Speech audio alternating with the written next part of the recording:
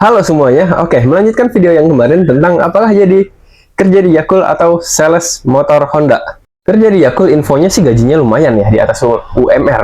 Tapi gue juga berat buat ninggalin pekerjaan sales motor di Honda, karena gue udah promosi tiap hari, dan udah mulai kelihatan gitu, udah banyak yang nanyain, udah ada yang beberapa ngajuin walaupun itu reject gitu. Jadi kayak sayang aja gitu kalau gue tinggalkan begitu aja. Pilihan yang berat. Jadi singkat cerita, akhirnya gue memberanikan diri untuk ngajak ngopi atasan gue. Bukan atasan lagi sih, tapi atasannya.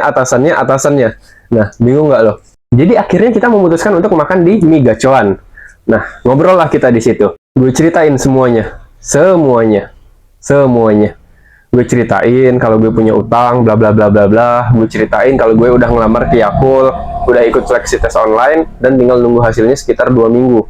Gue ceritain tuh semuanya. Terus gue tanya, boleh nggak gue kerja di sales motor Hondanya itu freelance aja gitu. Nah, freelance ini maksudnya jadi gue nggak perlu lagi buat datang absen ke kantor gitu.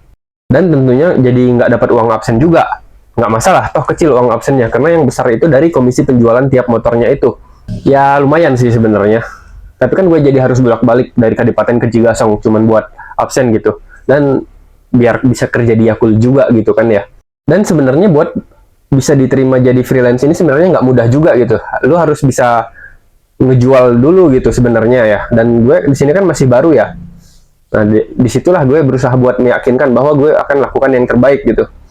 Terus, and you know what? Akhirnya jawabannya adalah boleh. Beliau bilang gini, sok gas nggak apa-apa, boleh. Kami tidak akan pernah menghalangi siapapun untuk berkarya mencari yang lebih.